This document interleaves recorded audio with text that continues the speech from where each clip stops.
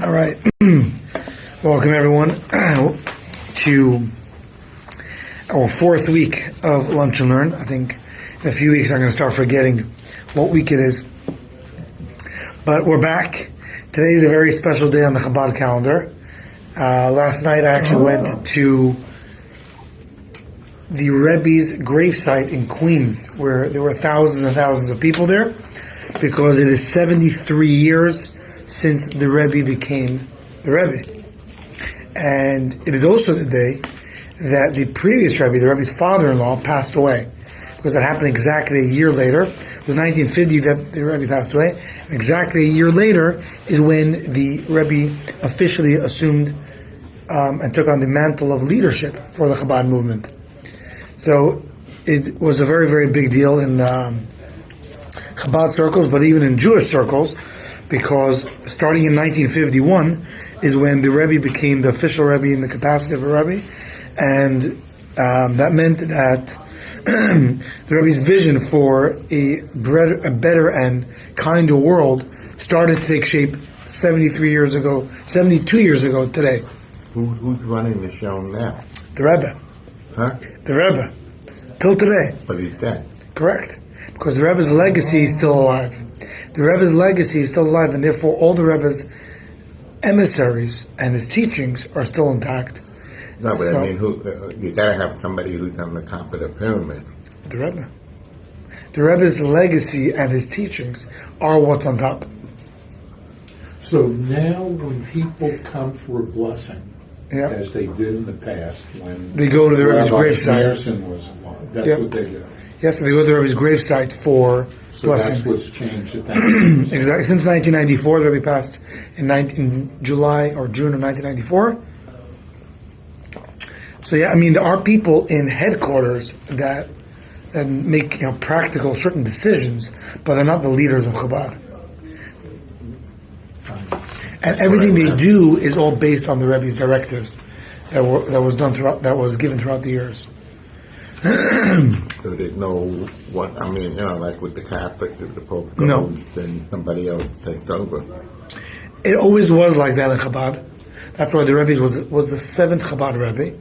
Yeah. But the Rebbe, no one. The Rebbe didn't have children, by the way, so that was also a factor. But also because it's very interesting to see. I was mentioning this during Shabbat services, that once the Rebbe passed away in 1994, Chabad was probably at its peak of its expansion and growth and really outreach throughout the world. And many journalists wrote pieces and op-eds that Chabad is going to crumble one of those days, because without their leader, they have no one and nowhere to turn to.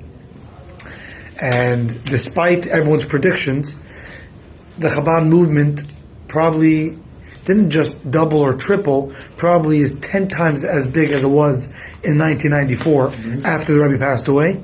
So the Rebbe's teachings and how the Rebbe taught us to live our lives is what keeps us going today. So the fact that me and Leah, for example, came here 4 years ago to open a Chabad here, that's even though me and Leah were both not part of the generation that really experienced seeing the Rebbe and being at the Rebbe's Farbrengens and everything. But inspired by the Rebbe is a huge generation. Most Chabad houses today are run by people who did not experience the Rebbe's teachings when they were young kids. The biggest misrepresentation is me being not knowledgeable and not religious or observant. The media was talking about Rabbi Schneerson coming back. Correct. So I don't know the correct terminology. That was definitely part of the conversation. But then. that was not his words. No, I'm sure. Those were a lot of the followers. But I think the main point that the people were trying to say, as in, there's no future for Chabad. If Chabad doesn't have the Rebbe alive, then there's no future. And I guess we were able to prove them wrong, because almost 30 years later, 29 years ago, when the Rebbe passed, the Chabad movement has really, I'm telling you, most Chabad rabbis moving out today were born after the Rebbe passed away. Amazing. It's just unbelievable. So today we're going to discuss, we're going to learn something from the Rebbe, the Hayom Yom. You have your pages out there. This is a Hayom Yom that seems to be very short, but is a very, very deep and profound Hayom Yom, a daily lesson. I gave the hint on social media, on Facebook, what we're going to talk about. Sorry, just had a long farbring and I came home almost 3 a.m. last night, so excuse my voice. I was sitting with my colleagues and friends in the Ohel in Queens last night till that hour. So sleep wasn't really on my agenda last night.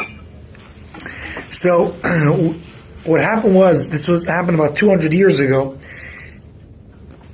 The second Chabad Rebbe was sitting and farbrenging. He was sitting and saying a l'chaim to his followers. And one of his chassidim, one of his followers said, Rebbe, I wish upon you l'chaim, I wish that I can have such a deep love for God. What is the Rebbe, who was actually the Alter Rebbe's son, he wasn't the Rebbe yet, but he says, I wish you have a deep love for your fellow Jew, for your fellow human. So a whole debate ensued. What is greater? Is it more important to have a deep love for God? Or is it more important to have a deep love for your fellow human? And the reason why that's important is because, is it more important? Again, obviously they're both important, but is it greater to have a love, such a strong commitment to God, to follow His ways and His commandments and His mission and message? Or is it more important to love your fellow? I don't know how to answer that. Exactly. Can they be mutually exclusive? Well, they don't have to be, but the Hasidim want to know which one was greater. Which one was the more important thing to focus on? I would think that if you gave your love to God, that eventually you would come the other way as well. Can I say why that's not necessarily true? Because a lot of people are arrogant in Very their good. love for God, but not loving of other people. And we're going to get to that in a second, what you just mentioned, Erwin. So let's read it inside. Erwin, can you help me read it inside? Just a small paragraph. Hasidim asked the Alter Rebbe, which is the superior avoda, love of God or love of Israel? He replied, both love of God and love of Israel equally engraved in every Jew's Neshama, Rach, and Nefesh. Scripture is explicit. I have loved you, says the Lord. It follows that love of Israel is superior, for you love whom your beloved one loves. So it was a very, very deep answer. It was a two-part answer. The first part is even deeper. So let me start with the first part. The first half of the answer the Alter Rebbe gave is as follows. I have a question for you, for everyone sitting here and everyone watching online. How can you truly love somebody else as much as you love yourself? How is it possible? There are people who don't look like us, people don't act like us, and there are people who we definitely don't respect because of those things. They come from a different culture, a different background, different style, different everything. And the Torah tells us that you must love your fellow as much as you love yourself. You must love your fellow. How is that possible? How can you love your fellow as much as you love yourself? How can Torah tell us that? It is possible. How? How can you love someone so much as you love yourself? Because some people have a special relationship, if it's their spouse, that they're true partners and they love their spouse as much as they love them. But the Torah is demanding you to love everyone as much as you love your... That's a deep love. I think that A stranger. There's been some proof of that when people endanger their own lives to save someone else's life. But that's not love, though. It's That's not love. Love, saving someone else is a lot of times is a value we have. It's not necessarily love for the other person. Okay. Love. You know how much we love ourselves? Very, very deeply. So much so. Is that called narcissism? No. I'll actually give you an care example. for No, love. I'll give you an example. If you do something that's not the greatest thing, you usually cover it up with a lot of love. It's not so bad. I did it once. Imagine you see someone else do the same exact thing. You usually judge them a lot more unfavorably than you would have done to yourself when you would have done the same thing. Someone else doing something versus you doing something, you usually judge yourself a lot more favorably. Why? Because you love yourself. You love yourself, and you'll cover up everything that's not so great with love. And the same goes for... You try to protect yourself from permanent injuries. Yeah, but I'm saying, but you convince yourself psychologically that it's not so bad. Why? Because we so deeply love ourselves. And Torah is commanding us to love someone else exactly the way we love ourselves. It's because I did it. Exactly. And Torah says, judge someone, look at someone, and love someone the same way you look at yourself. That's deep. But how about How's that if possible? you have when you think of yourself, if you have insecurities and you know there are certain things about you that you don't like, but you look at other people and you don't know them as deeply, and you see things that are superficial on the outside that are good, but you have more insight into your own shortcomings. It's true, 100%. Here's what troubles me. I know a little bit, only the very surface of, like an ocean is 15,000 feet. I'm diving 2 feet below. You could love a Christian who loves Jews and Israel more than a self-hating Jew at the New York Times. How do you love this person who is vindictive and more than critical and hopes not for Israel's longevity when he writes Very to good the question. New York Times? Very good question. And I'll tell you what Hasidic thought has to say about that, because I have deep feelings about that. and by the way, I'm with you. And on the surface, how can you even show respect? Forget about love. Respect for such a person who's so critical of the way we should be. Exactly. I think that the only way to understand it is by understanding the Hasidic way that explains how to love someone else. The Hasidic way to understand of loving someone else as much as you love yourself is as follows. It sounds unattainable at first, but it's really not. You can't look at someone, like earlier mentioned, you can't look at someone based on what they criticize you about, based on their beliefs or thoughts. The way you have to view someone is you have to look at their inner core. At the inner core, at the essence of every single person, what is there? There's a soul. And when you look at the essence of everyone, you realize we're all the same. Different bodies, different belief systems, different backgrounds, different reasons why we think and do different things. We all look different, act different, say different things. But you really But in the essence, we all share something in common. Everyone sitting around the table, everyone watching, is all the same because we all share something very deep in common. We all share a soul. Not that we have the same soul. We all have a soul. That's what we're sharing, though. And what if that soul is evil? No such thing. There's no such thing? Soul cannot be evil. A soul inherently means that it's a piece of godliness. Okay. And godliness means that it always wants to do the right thing. So when we don't do the right thing, it's not coming from the soul. So soul is not evil. How do people do evil things? Because the soul is trapped into the body. The body is taking over what the soul should be doing.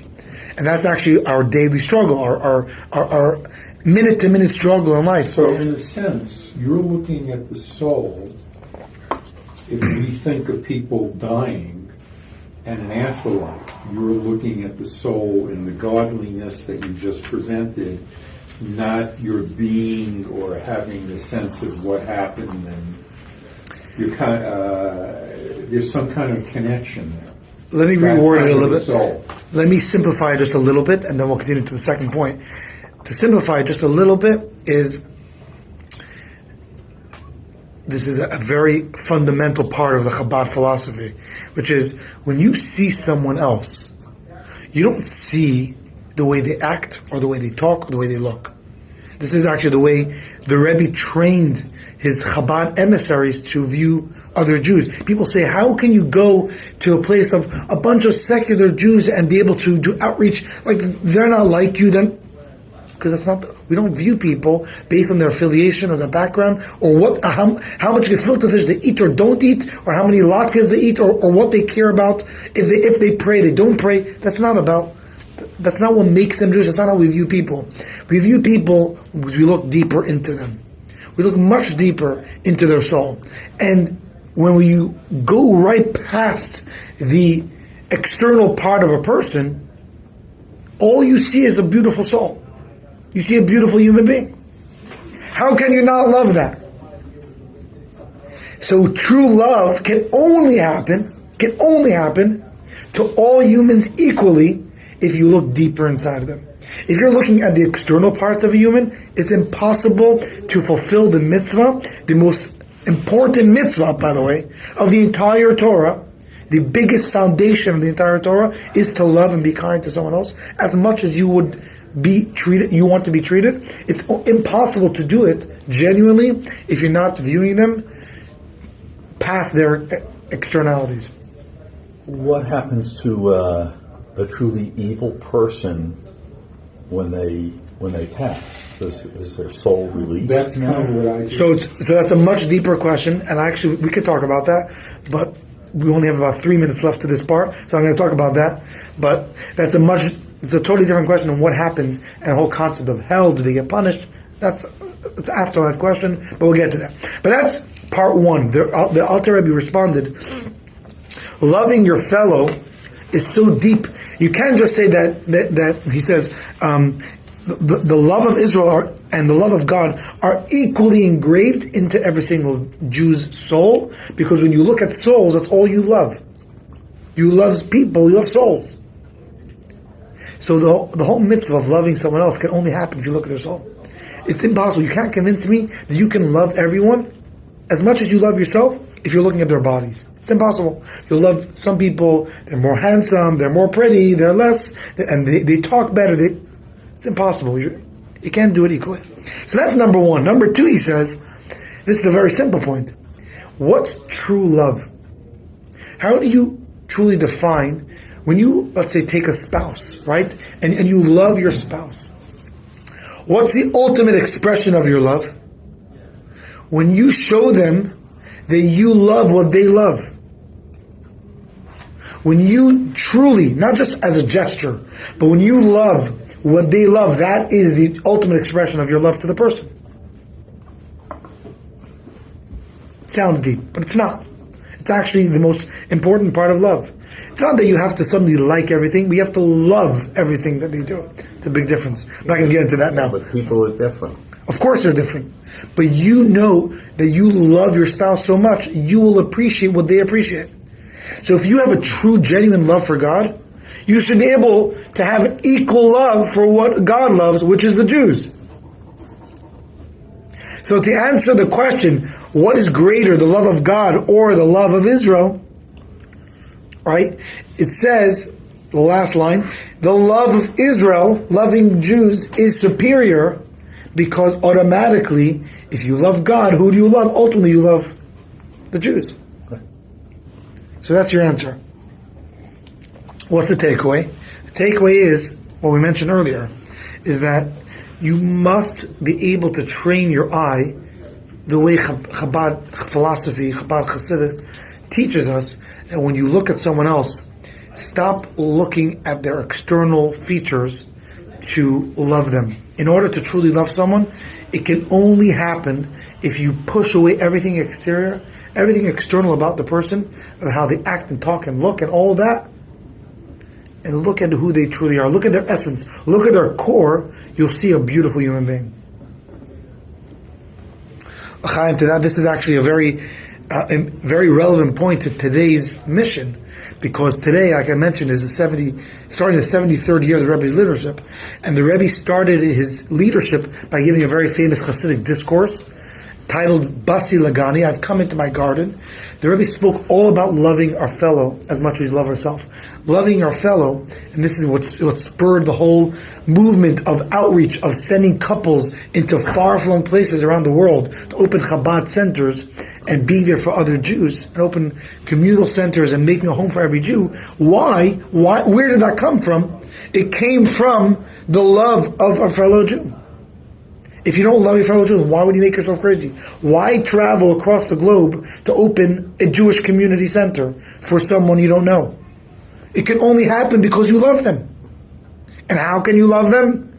Because you're looking at their soul. And looking how beautiful their soul is, you can't say no to that. So it's not a